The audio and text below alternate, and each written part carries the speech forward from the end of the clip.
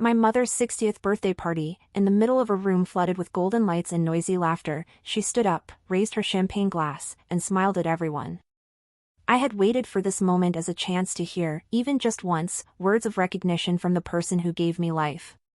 But instead, every word that came out of her mouth was slow, clear, and sharp enough to cut straight into my ears. I am proud of all my children, except one.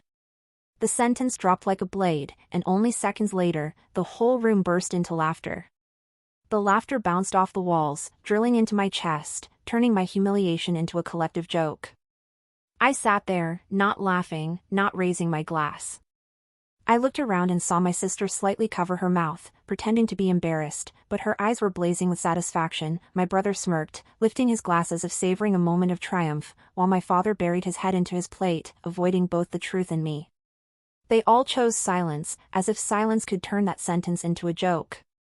In that dazzling room, I felt as if someone had drained out all the air, leaving me alone to breathe a cold emptiness.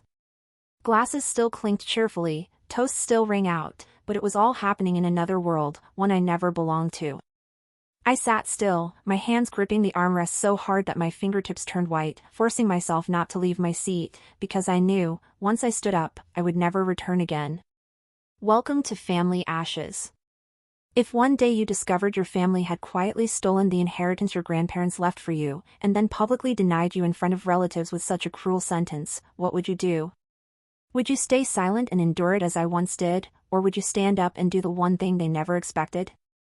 Share your thoughts in the comments, and don't forget to subscribe to Family Ashes so you won't miss the shocking family secrets I will tell you. My name is Claire Dawson, 34 years old, living in Boston, where the old brick streets still carry the breath of history, yet I live a quiet life, as if hidden behind tall buildings. I work as a freelance graphic designer.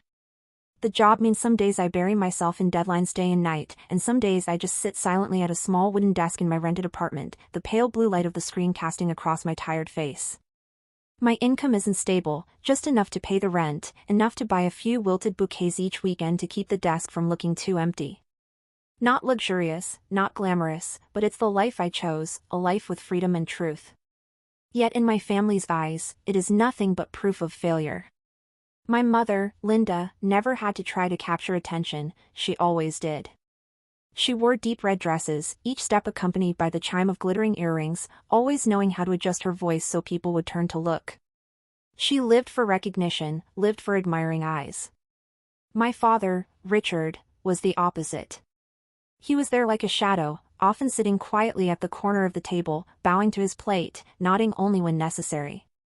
He never spoke up when I was cast aside, never stopped my mother when she turned me into a joke. He existed in this family like a long-term tenant, present but not belonging. And then there was Sophia, my sister, the perfect symbol the family always paraded. A successful fashion designer in New York, her face on magazines, her pictures displayed prominently in the living room. Sophia was welcomed everywhere like a star. She wore immaculate white dresses in photos from Paris, walking with the confidence of someone who believed the world existed only to glorify her. Ethan, my younger brother, much younger than me, had long been cherished like a precious gem. He opened a coffee chain, won the Startup of the Year award, and with just one photo of himself standing in a luxury office, holding a gleaming plaque, he became the family's endless pride. And me? I was always the middle child, the easy one, as my mother called me. Never demanding, never resisting, easy to push aside so the spotlight could shine on the other two. For years, I existed like the blurred background in the family photo, a detail no one cared would be missed if erased. That night, they held my mother's 60th birthday party in a rented mansion in the Boston suburbs. A large house with sloped roofs, the porch blanketed in snow, the inside glowing with crystal chandeliers. White linen tablecloths, velvet chairs, fresh flowers in tall glass vases, everything arranged to radiate careful luxury. The smell of duck à l'orange and truffle mashed potatoes filled the room, red wine swirled in thin glasses. Guests dressed elegantly, servers glided silently. The night was created to praise my mother, to let her shine like a queen, while I, as always, sat there, redundant but unable to disappear.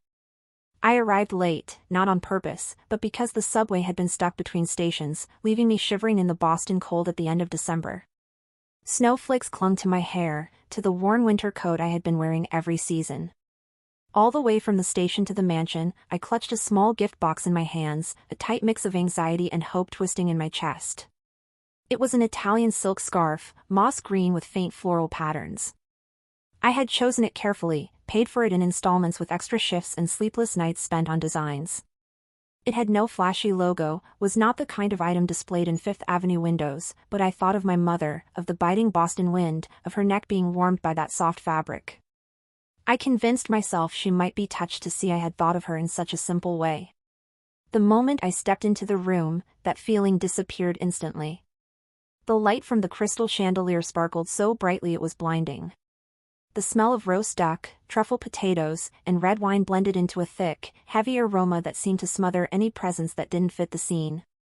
And in the corner, where the gifts were placed, I saw an entire wall of designer brands stacked neatly as if this were not a family party, but an exhibition of luxury. Black and white Chanel bags piled on top of each other, ribbons tied in perfect bows. Tiffany boxes in bright turquoise shone like candies, each one costing as much as my rent for a month. A few bottles of Dom Perignon sat proudly beneath silver foil, gleaming gold like the eyes of those who admired them. I froze, clutching my small white box, suddenly aware of how out of place it was in my hands. Every gift here screamed its price, while mine only whispered. I placed it on the table, among the sea of extravagance, and it immediately disappeared, swallowed whole in the glittering display. No one looked at me, no one asked what I had brought. I just stood there, like a child forgotten outside the door.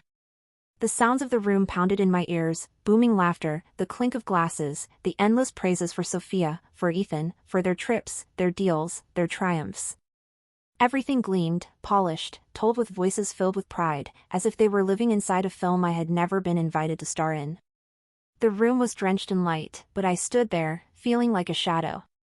Even the gift I had carried all day reflected my place in the family, small, faint, unworthy of notice. I took a few more steps inside, but my eyes stopped at the wall above the fireplace. The light fell on two large frames so prominent no one could miss them. The first was Sophia in a pure white dress, standing angled in front of the Eiffel Tower. Her pose, the tilt of her chin, the careless placement of her hand on her hip, all of it was straight out of a fashion shoot. I could imagine how my mother had cherished that photo, no doubt showing it off again and again to every guest, because its very placement there declared Sophia's role in the family, the symbol of success, of beauty, of the dream my mother always coveted. Next to it was Ethan, in a frame no less dazzling. My younger brother in a tailored suit, his smile radiating arrogant confidence, holding up the gleaming plaque engraved with "Startup of the Year." Behind him was a sleek, glass-walled office, white lights blazing, enough to make him the poster child for the successful young entrepreneur story any family would want to tell. I could picture my father nodding proudly at that photo, as if it were the final proof he had raised a worthy son. And then, between those two glowing frames, there was a bare space. I knew what had once hung there. Years ago, it was a photo of me in a black gown and mortarboard, my smile awkward but my eyes shining with belief in the future. It was my college graduation day, a day I thought would mark a turning point, the moment I could finally make them proud. But that photo was gone now, no trace, no replacement. Just a cold, empty gap, as if someone had carefully removed it to preserve the family story on that wall. I stood there, staring at that emptiness, feeling my heart sink. Not because I had been forgotten, but because I had been erased. Erased deliberately, by choice, as if my existence were a blemish to be removed. That emptiness was crueler than any replacement photo could have been. At least if another picture had taken its place, I could have thought I was accidentally displaced. But that stark, icy void said something different, that I had never had a place to keep. Amid the booming laughter and clinking glasses echoing across the room, I realized I was just like that empty space, present in silence, unmentioned, unneeded. I had disappeared long ago, only tonight did I finally see it so clearly. White porcelain plates were laid neatly across the long table, the crystal lights reflecting off the orange glaze coating each slice of golden duck, making the dish look more like a painting than a dinner. The truffle aroma from the mashed potatoes spread through the air, so rich I felt choked, not because it was delicious but because it was foreign. Champagne shimmered in thin crystal glasses, golden bubbles glowing under candlelight, beautiful like a scene from a film I could only watch, never take part in. I picked up my knife and fork, tried to cut a piece of duck, but couldn't swallow. The fat, the sweet, the richness blended together, all of it too heavy, too distant, like the gap between me and the people sitting around the table. The clattering of cutlery, bursts of laughter, it all merged into a wave of distance, making me feel like I was sitting at another table, in another world. The conversation had no place for me. Sophia, in a fitted teal dress, spoke about her new collection in New York. Her voice carried across the table, steady but full of confidence, pausing only for guests to slip in their "Oh, wonderful," and "How impressive." My mother looked at Sophia with eyes glowing bright, nodding again and again as if it were living proof of her divine role as a mother. When Sophia paused to sip her champagne, Ethan slipped in smoothly. His voice was eager, fast, telling of the new cafe he had just opened in Cambridge, the first week's revenue, the investors waiting, the future expansion into New Haven. Every detail flowed from his mouth like a prepared script, and the entire table drank it in. Small rounds of applause, raised eyebrows of admiration, all poured toward Ethan, making him sit taller, smile wider. I sat still, fork stuck into a piece of cold potato, listening as if to a radio playing in another room. No one asked me a single thing. No eyes turned toward me, unless only to glance past me at someone else. I felt so out of place it seemed the chair beneath me was only there to fill a gap at the long white draped table, not to hold an actual human being. I tried to speak. My voice was quiet, but I knew I had said, "I just moved into a new apartment." I hadn't finished the sentence before my mother cut in, her voice loud, buoyant, slicing through my fragile attempt. "Sophia, keep telling us about the Paris show, everyone surely wants to hear more." Laughter swelled again. My voice drowned. I lowered my head, staring at the plate before me, feeling worth even less than the cold truffle potatoes on it. I waited for just the right pause, drew a deep breath as if gathering enough courage to break into the closed circle. I spoke softly, but clearly. "I just moved into a new apartment." In my head I already had the next lines ready. I wanted to tell them about the little window overlooking the river, how the morning light poured across my desk. I wanted to say that after years of struggle, I finally had a place of my own, not a rented apartment shared with strangers, not a dark room filled with noise. I thought maybe this time they would listen. Maybe, just once, they would see me as a person trying to rebuild her life with her own hands. But I was wrong.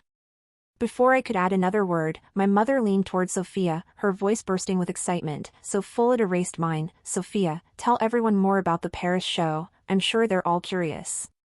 Every head turned instantly to my sister, as if I had never opened my mouth. Laughter rang out, glasses clinked, and Sophia continued about Paris, the glowing runway, the models wearing her new collection. I sat there, my words stuck in my throat, cooling into nothing. No one asked again, no one looked at me to say, "What were you saying, Claire?" Even my father just lowered his face toward his wine, silent as if he hadn't heard a thing. In that moment I realized my voice to them was nothing more than a faint echo in a wide room, whether it existed or not made no difference. I felt myself become invisible, an object placed at the table to fill space, but never needed. The cold from outside seemed to seep straight into my heart. I lifted my fork, stabbed a piece of truffle potato, brought it to my mouth, but the bitter taste caught on my tongue. I sat in silence, wondering why I had even tried to speak, why I still clung to hope for something they would likely never give me, recognition, even just a sliver of it. My mother stood in the middle of the room, raising her champagne glass high, her voice ringing like a vow before the crowd. "I am proud of all my children." She looked at Sophia, eyes glowing as if gazing at a precious jewel, then turned to Ethan, proud as though she had birthed a genius. I still waited. For one foolish second my heart dared believe she might call my name, just once. But she stopped, her lips curling into a thin smile, except one. The air froze, then shattered into laughter. But that laughter was not joyful, it was harsh, forced, sharp as needles pricking into my skin. A few guests laughed awkwardly, glancing at one another as if searching for a way to collaborate in the cruel joke. Sophia lifted her hand to cover her mouth, feigning embarrassment, but I caught the triumphant sparkle in her eyes. Ethan leaned back in his chair, smirking, winking at me as if to say, "Welcome to your role, loser." My father, he did not laugh, but he did not object either. He lowered his head deeply, eyes fixed on the few remaining pieces of truffle potatoes on his plate, as if focusing on them could shield him from the truth that had just reverberated through the room. He was so silent he seemed nothing more than a useless shadow, existing only to complete the family portrait, not to protect anyone. I sat there, my hands tightening under the table, nails pressing into my palms until they burned. I didn't cry, didn't tremble, I only felt a silence spreading through my body, a dense emptiness swelling in my chest. It was like a door that had always been waiting inside me finally slammed shut. A cold crack sounded within, sealing away the last hope that I would ever be seen as a worthy child. Not one person spoke in protest. Not one dared say, "That's not true, Linda. She has tried her whole life." They laughed, they raised their glasses, they let that sentence fall and crush me on the dinner table, treating it as nothing more than a tidbit to fuel their chatter. In that moment, I understood, I was no longer family here. I was only the blank space erased from the picture they still displayed to the world. I sat motionless, as if my whole body had turned to stone. The laughter in the room rang in my ears, thinning out, shattering, then mutating into a gnawing hum, like bees droning endlessly inside my head. I didn't look at anyone, didn't need to anymore, every face had already said too clearly what they thought of me. Sophia with her half-smile of fake embarrassment, her eyes glowing with glee, Ethan sprawled in his chair, throwing mocking glances at me like a public taunt, my father, still staring into his plate, hiding as if silence could make him innocent. And my mother, the one who had spoken the execution sentence, holding her glass high, eyes glowing with pride for the children she chose to acknowledge. Inside me, something collapsed. Not an abrupt fall, but like a wall that had been cracked for years finally giving way. I heard the sound of a door closing inside my chest, final, cold. That door had always been ajar, waiting for recognition, a nod, a glance that said I mattered. But now it was over. It slammed shut, locked by the very laughter that had just erupted. I felt the heavy stillness blanket me, so suffocating even breathing became a burden. I looked down at my hands hidden beneath the table. They were clenched so tight that my nails carved deep, burning grooves into my skin. But I didn't loosen them. I held on as if clutching the last shred of false composure, shielding myself from the storm surging within. I would not allow a single tear to fall in front of them. I would not allow myself to shake, because I knew even the smallest crack, and they would use it to prove I truly was the failure, the child who would never be enough. In the room ablaze with lights, I sat upright, lips pressed tightly, letting my silence speak for me. And in that silence, I understood one certainty: if tonight was the moment they chose to cut me off, then it was also the moment I chose to step out of the endless loop they called family. They had nothing left to give me, and I had nothing left to lose. I stood, the chair scraping across the wood with a harsh screech, a small wound of sound enough to draw a few glances. But those eyes lingered only a second before turning back to the chatter, the laughter, the glasses of sparkling wine, as if my presence was just an unnecessary pause in their music. I walked slowly along the long table, the low heels of my shoes tapping in steady beats against the floor, echoing in my ears like a drum demanding attention. My mother sat at the head, chest thrust forward, lips still stretched in a proud smile, as if nothing cruel had just spilled from them. In front of her, the crystal champagne glass gleamed, bubbles rising and bursting, golden light reflecting the chandelier above. I pulled the envelope from my purse, the thin paper as heavy as a stone that had hung around my neck for months. My hand trembled slightly as I placed it on the rim of the glass, but then a strange calm spread through me, making the motion steady, almost graceful. I lifted the glass, slid the envelope to the bottom, letting it rest neatly in the hollow of the crystal, its sharp corners visible. The white paper stood out against the golden waves of champagne, like an unexpected crack in the perfect picture they had worked so hard to build. No words, no pleading glances, no explanations. I set the glass back down in front of her with the same quiet gentleness I had always been known for, as though completing a small, unimportant ritual. Then I turned, and walked away. No goodbye, no warning, no hesitation. Only the sound of my heels tapping steadily against the wooden floor, stretching into the bright hallway. Behind me, laughter still lingered, conversation still flowed, but I knew it was only for a moment. When the first eyes dropped to that glass, when the first hand touched the envelope, the false calm of that room would shatter into fragments. I didn't need to stay to witness it. I didn't need to see them turn me into a joke again. I only needed to leave, carrying my own silence, a silence no longer weak, but sharp as a blade. As I stepped out of that room, I felt my heart pound, but not from fear. Each beat was a confirmation I had made my choice. The door inside me, long since slammed shut, was not just locked now, I had thrown away the key. And this time, I would not go back to look for it. I stepped out of the glowing room, the heavy door closing behind me, sealing the noise inside. But it still broke through, slicing out like a final blade, my mother's scream. High-pitched, ripping, sharp as glass shattering. I had heard her scold, heard her rage my entire life, but never had I heard that tone, the mix of panic and terror, as if the perfect mask she had wrapped around our family had just been torn apart in front of everyone. That scream pierced through the wood, straight into my ears, freezing me in the bright hallway. I didn't turn back, but the image was clear in my mind, the sparkling champagne glass, the white envelope visible at the bottom, then her trembling hand lifting it. My mother's eyes meeting the words inside, realizing the forged signatures, the stolen documents.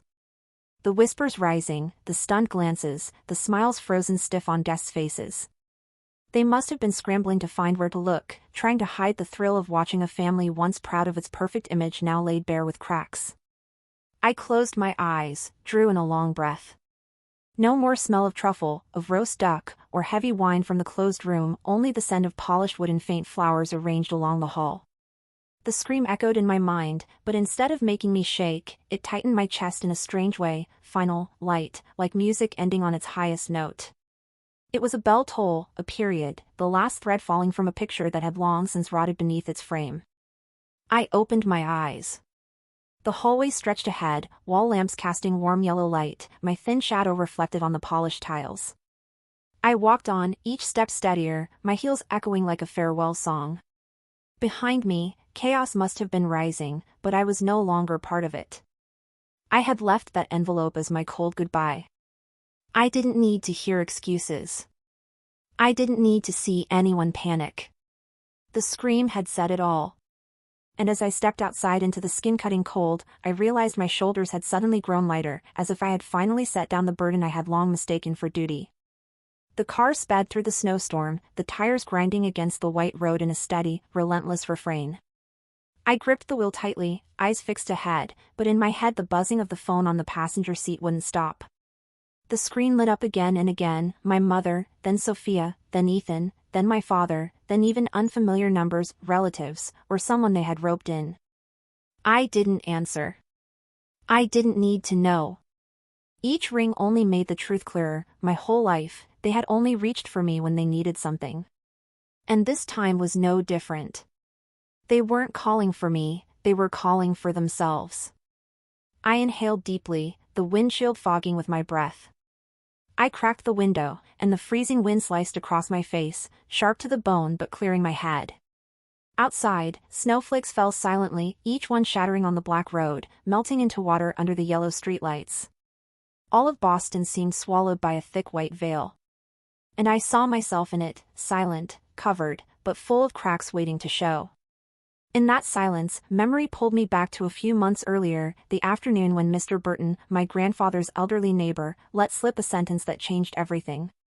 We were standing on his porch, the late sun slanting across the street, when he spoke with regret, "It's a shame the house your grandfather left you is gone now." I remember my heart skipping a beat. The house he left me? I asked again, my voice trembling, but he only fumbled, quickly correcting himself, "I must be mistaken. Old folks get confused, you know." Then he gave an awkward laugh, switching the subject to the weather. But that sentence never let me go.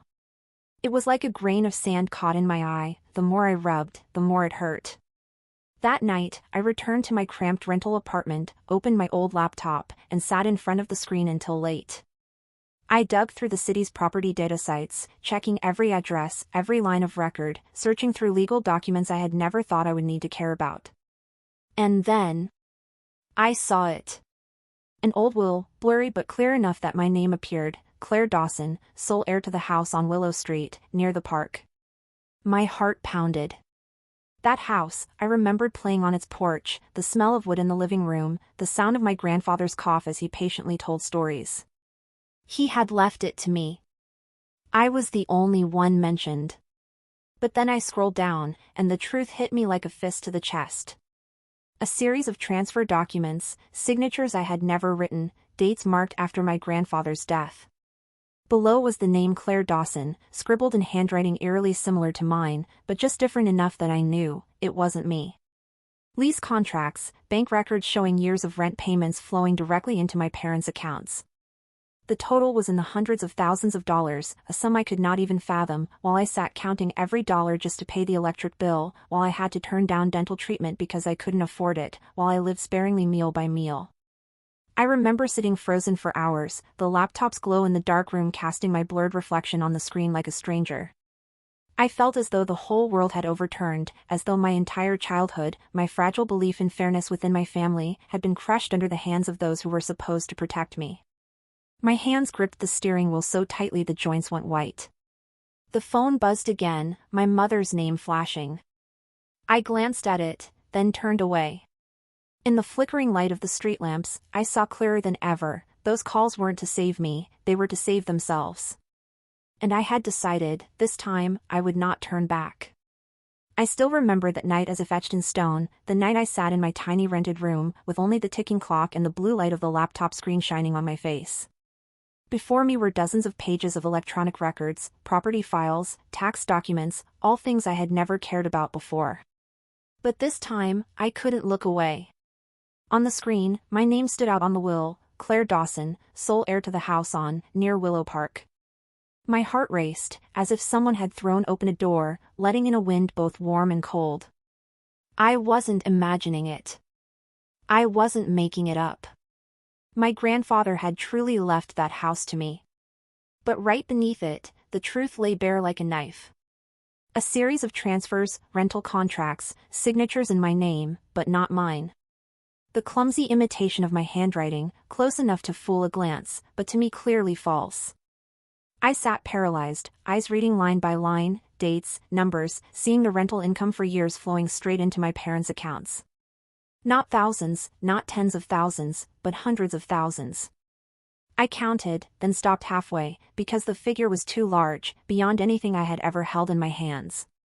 While I abandoned the dream of health insurance just to get by, while I split utility bills with roommates, while I chose instant noodles over dinner, my parents had been pocketing steady income from the house that should have been mine. I remember my hands trembling on the keyboard, the cursor blinking as if urging me, "You see it now. Can you still deny it?" I wanted to scream, to smash the old laptop so I wouldn't have to look. But I didn't.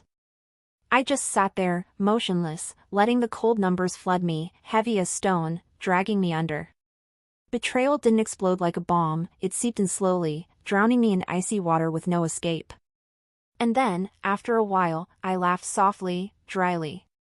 All these years, I had wondered why I always felt pushed aside, why my mother's eyes never lingered long enough, why being easy meant being invisible. It wasn't my imagination. I had been erased long ago, not just from the wall of family photos in the living room, but from my grandfather's legacy itself. They hadn't just treated me as invisible, they had profited from it.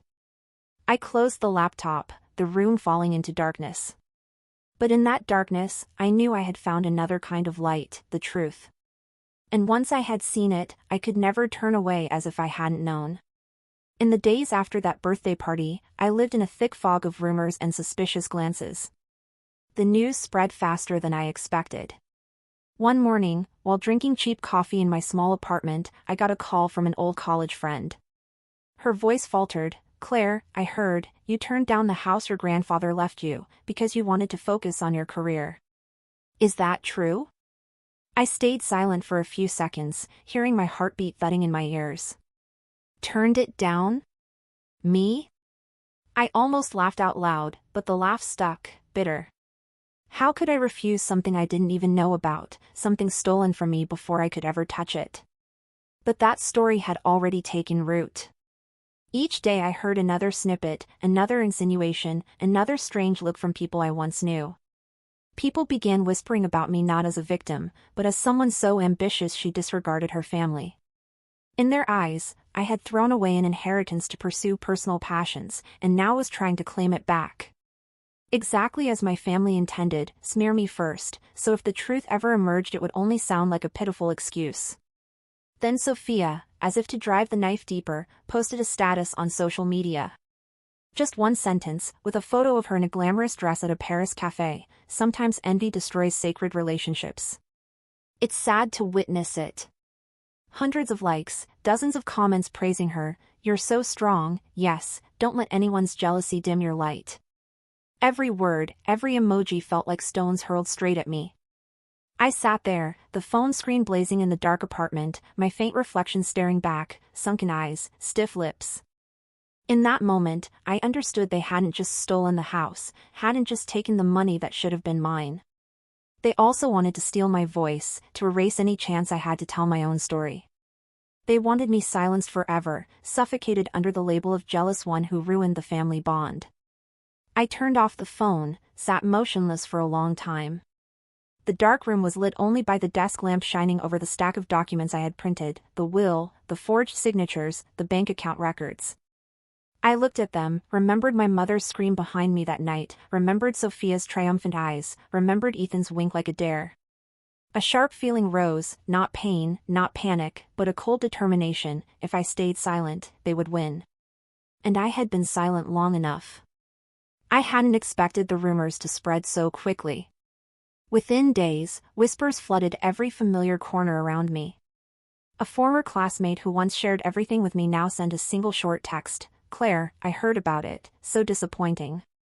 A former colleague posted vaguely on her page, some people are so ambitious they lose their family. No names, but I knew. I felt the stares every time I passed by. Even relatives turned their backs. An aunt who once hugged me every Thanksgiving now called only to repeat a bitter line, don't let greed ruin everything, Claire. You have to know family is everything. Her voice full of reproach, as if I were a traitor pointing a knife at my own blood. I stayed silent, didn't argue, just listened and hung up. But the deepest cut came from friends I thought understood me. One afternoon, passing by the neighborhood grocery store, I ran into an old high school friend. She caught my eye, froze for a second, then quickly turned away, pretending to pick apples. We had once spent hours in the library together, shared our small dreams, yet now she couldn't even greet me. That distance was colder than the winter wind outside. I returned to my apartment, opened my phone, and stared at Sophia's public post again. Sometimes envy destroys sacred relationships. It's sad to witness it. Alongside her picture in Paris, smiling serenely as though righteousness belonged to her. Hundreds of likes, dozens of supportive comments. People called her inspiring, a strong role model. And me? In their eyes, I was left with only one label: greedy, petty, selfish. I slumped down onto the worn fabric chair in my apartment, the light from my phone screen casting onto my tired face, reflecting in the dark circles under my eyes.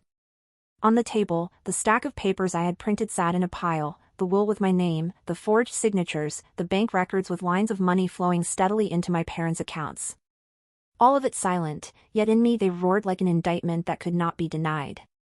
And yet out there, my voice had been strangled, the truth drowned beneath lies repeated so many times that people began to take them as fact. In that moment, I felt trapped in a dark room, four walls built from prejudice and accusation. I stood in the middle of that room, empty-handed, both powerless and furious, yet desperate to break down the walls just to breathe.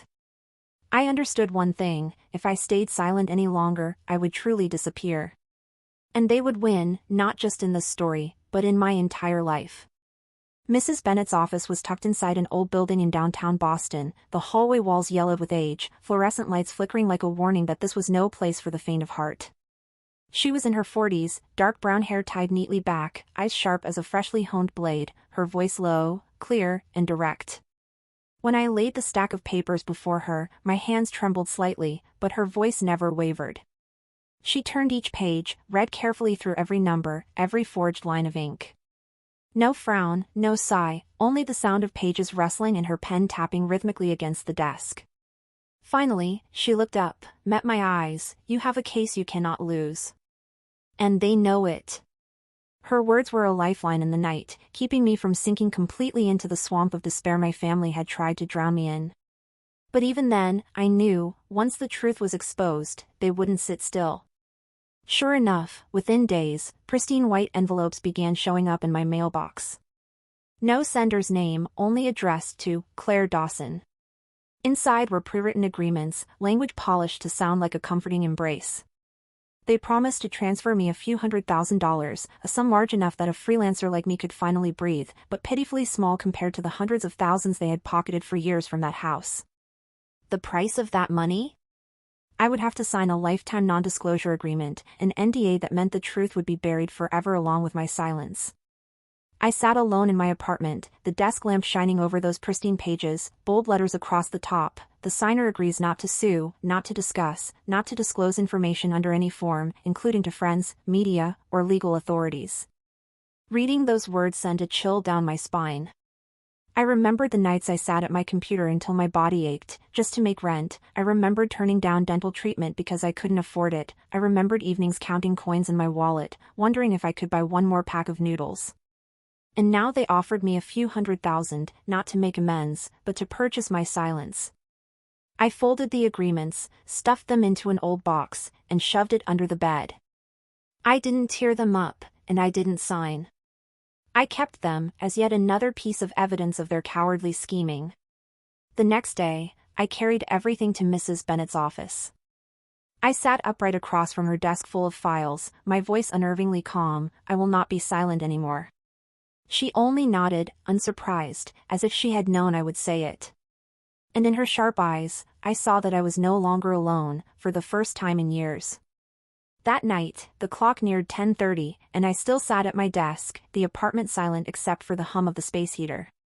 A sudden knock at the door, steady and firm, made me jolt. I hesitated, peered through the peephole. Two unfamiliar men, one in a long black coat holding a clipboard, the other tall, standing slightly back, hands buried in his pockets. Strangers. My heart pounded, my throat dry. Miss Dawson? The one with the clipboard spoke, his voice aiming for polite but sending chills through me. We just need a quick signature to clear everything up. I didn't answer. I stepped back, silent, only hearing my heartbeat hammering. No pressure, he added, with a strange chuckle. Just sign, and it all ends. I remained still. After a while, footsteps shuffled down the hall, then silence. When I cracked the door, the hallway was empty. Only a folder lay neatly on the doormat. My hands shook as I picked it up. The white cover bore one line in bold, heavy ink, as cold as a blade, "This ends if you sign." A shiver shot down my spine. They had stopped sending letters. They had stopped pretending to negotiate. Now they were knocking on my door. I stood frozen in the apartment, my heart still pounding in panic. The small room suddenly felt like a cage, walls closing in, air thick and suffocating. I understood one thing: staying here another night was too dangerous. Immediately, I grabbed my phone and called Christina, my best friend from college, the one person who had never turned her back. Her voice was hoarse with sleep, but when she heard about the two men at my door, she didn't ask questions, only said, "Come here now. You can't stay there alone." I hurriedly stuffed my laptop, the documents, a few clothes, and the stack of papers I had guarded for so long into a bag, my heart still pounding. Minutes later, I left the apartment, moving quickly down the stairs, not daring to look back in case someone's shadow trailed me. The Boston night was freezing, snow falling thick, but I had never seen the road to Christina's house shine so much like a path to freedom. After Bennett handed all the files to the prosecutor, the atmosphere around me changed completely. The fake silence my family had constructed for years began to crack.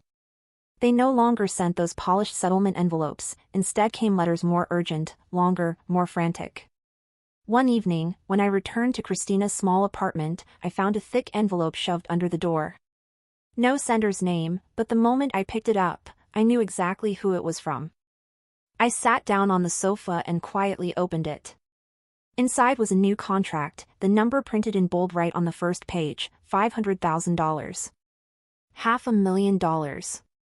I had never seen that number attached to any paper concerning me, had never once imagined it would one day be placed before me as a gift.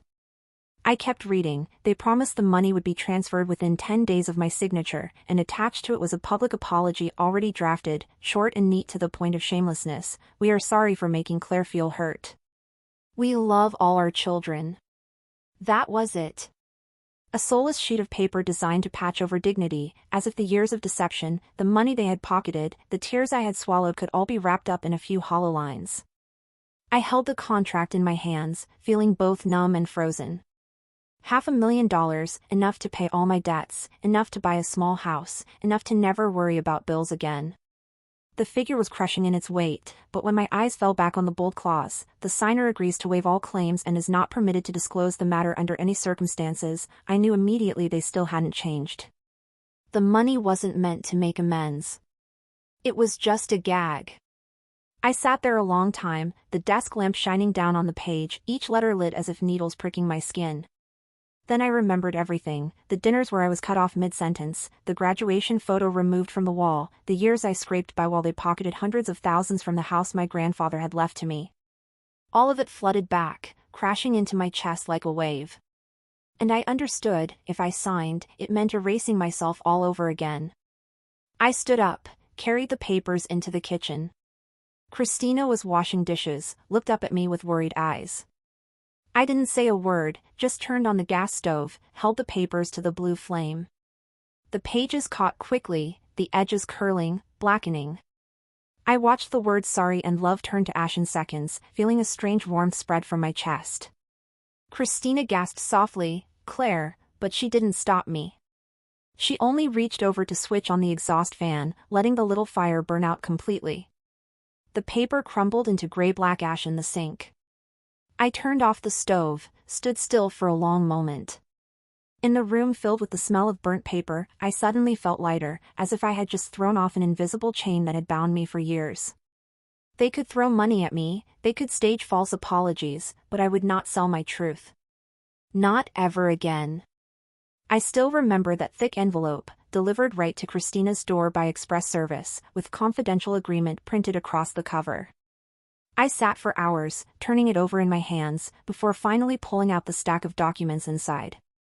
On the very first page, the figure stood out, bold and cold, $500,000. $500,000. Never once in my life had I seen that number tied to my name. It was enough to clear every debt, enough to buy a small house, enough to live for years without worrying about utility bills. For a moment, my heart raced, as if temptation itself had reached out to touch me. But flipping to the second page, I saw the pre-written public apology. The words were smooth to the point of falsehood. "We are sorry if Claire ever felt hurt. We love all our children." Just a few short, lifeless lines, no trace of true remorse, only a shiny shield to protect their dignity in the eyes of others. And right after, the bold clause hit me in the chest like a punch. The signer agrees to forfeit all claims and is permanently forbidden from disclosing any information about this matter. I dropped the stack of papers onto the table, my head spinning. Images rushed back, me sitting in a damp apartment, counting change to make rent, choosing between a dental appointment and paying off my credit card, cutting off even the smallest dreams just to survive month to month. Meanwhile, they sat on piles of rental income, money that should have been mine, and now, cornered, they thought they could throw $500,000 in my face to silence me, to erase me once more. I picked up the stack of contracts and walked into the kitchen. Christina looked after me, her eyes wide with worry. "Claire, what are you doing?" I didn't answer, only turned on the gas stove. Blue flames leapt up, licking at the edges of the paper. The fire spread quickly, numbers, signatures, the words "we are sorry," curling, burning black, then collapsing into ash. The smoke stung, acrid, but I stood there, eyes fixed on the flame, until the last sheet of paper turned into a scatter of ashes falling into the sink. I drew in a long breath, feeling as though I had just lifted a boulder off my shoulders, one that had weighed on me for years. Christina stepped closer, laid her warm hand on my shoulder. "Are you sure?" she asked softly, her voice trembling. I turned to her, my eyes reflecting the faint glow of the fire still smoldering. "I've never been more sure. They can't buy my silence anymore." In that small kitchen, the smell of burnt paper lingering, I knew I had chosen the hardest road. But it was the only one that kept me whole. $500,000 could not buy the truth. And I swore, from now on, they would never bury me again. On the morning of the first day of trial, I stood for a long time in front of the mirror in Christina's apartment. I didn't choose the black dress, it felt too much like mourning. I didn't choose gray, it seemed too yielding. I put on a navy suit, sharp and steady, just formal enough, just strong enough. As I pulled the zipper on my coat, I heard my heart pounding, not in panic, but in the steady rhythm of someone about to walk into a battle with no way back. The courtroom was vast, with a high ceiling and blinding white light. As I stepped through the heavy door, I felt every eye turn toward me. At the defense table, Cal Whitmore was already seated, his tailored suit perfect, gold watch gleaming, looking like he was playing the role of a successful lawyer in a TV drama. Across from him sat my parents, side by side, their faces hollowed, my mother biting her smudged lipstick, my father staring down at his trembling hands. Ethan sat behind them, avoiding my eyes, while Sophia was absent, perhaps busy maintaining her image on social media. I sat down beside Bennett, my palms damp, hands clenched tight. She gave me a small, steady nod, then pushed a folder toward me. "Let the truth speak for you." And the truth began to speak. The first piece of evidence, the original will, the paper yellowed with age but my name still clear, my grandfather's careful handwriting. "I leave the entire house on Willow Street to my granddaughter, Claire Dawson." My chest ached, as if he were still here, placing his hand on my shoulder. The second, the forged documents. On the screen before the court, the scrawled Claire Dawson appeared, sloppy like a cheap imitation. My real signature was displayed beside it, the difference stark enough for anyone to see. I caught a glimpse of my mother's face draining of color, while my father closed his eyes for a long moment, as though if he refused to look, the guilt might disappear. Then came Mr. Burton, the elderly neighbor who had accidentally revealed the secret weeks ago. He stepped up to the witness stand, hands trembling on his cane, but his voice firm. "Claire's grandfather always spoke of the house. He said it was for Claire, for no one else. I still have the last Christmas card he sent." He reached into his pocket, pulling out an old, yellowed card, the handwriting shaky but unmistakably clear. "May this house bring peace to you, Claire." I swallowed hard, my throat tightening. The courtroom was utterly silent. That small card, with its uneven letters, shattered every false layer they had built over the years. I saw Cal Whitmore press his lips together, flipping a page in haste, while my mother turned her face away, her shoulders trembling. In that moment, I understood, the truth finally had a place. It was no longer buried under laughter, under the clink of wine glasses, or under whispered lies. It stood in the center of this courtroom, undeniable, unshakable. When my turn came, my legs felt heavy as stone but carried me steadily to the witness stand. I didn't read a long speech, didn't embellish with flowery words. I simply looked at the judge, my voice rough but steady. "For years, I lived in lies. I struggled to pay rent, to cover every bill, while the property my grandfather left to me was stolen behind my back. I never wanted this. I never wanted to stand here against my own parents and siblings. But they left me no choice. I only want the truth to be recognized, and to have returned what is rightfully mine." The room held its breath. I heard the scratch of the court clerk's pen, heard my heartbeat echoing in my chest. No one interrupted, no one cut me off. Those plain words, at last, were heard in full. When the judge returned after recess, his face looked weary, but his eyes were resolute. He read the ruling with a firm voice, each word dropping like a hammer on steel. "This court recognizes the legal inheritance rights of the plaintiff, Claire Dawson, to the property on Willow Street. Full ownership is restored to the plaintiff. The defendants are ordered to repay all illegally collected rent from the past 3 years, with interest, and to cover all court costs." The room tightened in a single beat of silence, then swelled with whispers. I didn't smile, didn't cry. I only stood still, feeling as though a storm that had lasted for years had finally broken, leaving behind an air heavy with dampness but clear. I tilted my head and exhaled softly, for the first time feeling my chest no longer bound tight. Beside me, Bennett gently touched my arm and whispered, "It's not over. But from now on, that house is yours." In front of me, my parents kept their heads bowed, avoiding my gaze, while Ethan sat hunched, eyes vacant. And I, for the first time, no longer felt small in a room with them. I stood tall, as if I had finally reclaimed the place they had once stolen from me. I thought the civil court ruling was the ending, but only a few weeks later, I realized it was just the beginning. One morning, as I sipped coffee in a kitchen flooded with sunlight, the phone rang. It was Bennett. Her voice came steady, but heavy as stone. The district attorney's office has officially stepped in. They will prosecute your parents for forgery and fraud. I sat frozen, my fingers clenching the cup so tightly I thought it might break in my hand. I had once thought I would feel satisfaction if the day came when they paid the price, but when I heard the news, what I felt instead was a cold emptiness. My parents, the ones who once held my hand to cross the street, were now defendants before the law. The truth was no longer just a family matter over dinner. It had become a crime.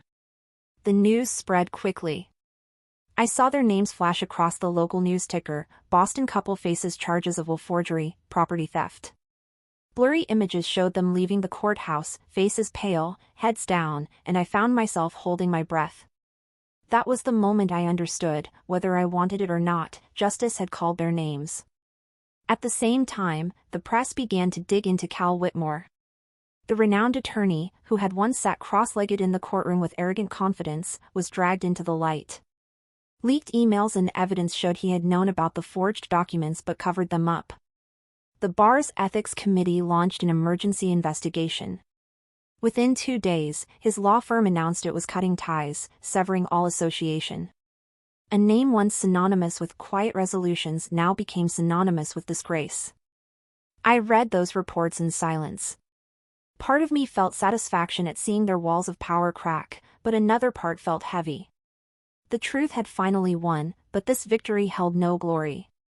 It only left behind a battlefield of ashes, a family exposed, a powerful lawyer fallen, and a daughter sitting in the middle, quietly breathing, trying to convince herself that it was all worth it. After the judgment and the criminal charges, my family began to splinter piece by piece, like a house long eaten by termites, now collapsing with a single touch. My mother, Linda, who had once worked in a luxury boutique downtown, after the story spread on a local blog, customers no longer wanted to see a face tied to the word fraud behind the counter. She was let go within a week. The woman who once flaunted glittering earrings now lowered her eyes whenever she stepped outside. Sophia, the family's star, began losing sponsorships. Brands that once called her an icon quietly withdrew, sending nothing but curt emails. On social media, she still posted glamorous photos, but engagement plummeted, and beneath the comments, people whispered words I knew would haunt her, sad that talent was fed by lies. Ethan, the little brother who had lived comfortably on the endless wallet of our parents, suddenly floundered. Without their financial support, he was forced to close 2 newly opened cafes. Investors pulled out, no longer seeing him as a young entrepreneur genius, but as a debtor, naive and unsteady. The arrogant glance he once threw me at the birthday dinner was now replaced with avoidance.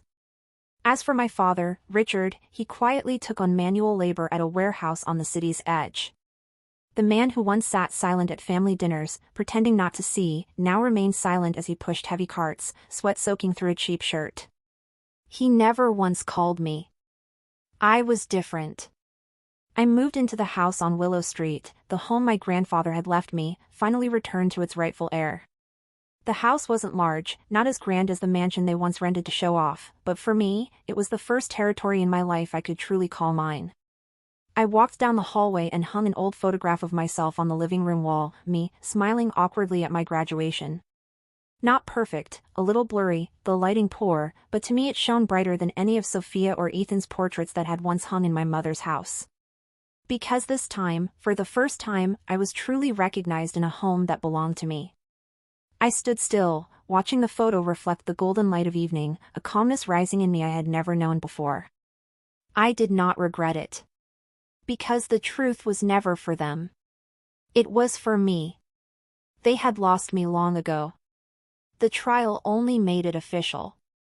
Do you think Claire was right to take her family to court, or should she have stayed silent for the so-called blood ties? Share your thoughts in the comments, I truly want to hear your perspective. And if you found this story worth reflecting on, don't forget to like, subscribe, and share Family Ashes, where we uncover more family secrets, stories that may hurt, may anger, but also remind us of the true value of truth and courage.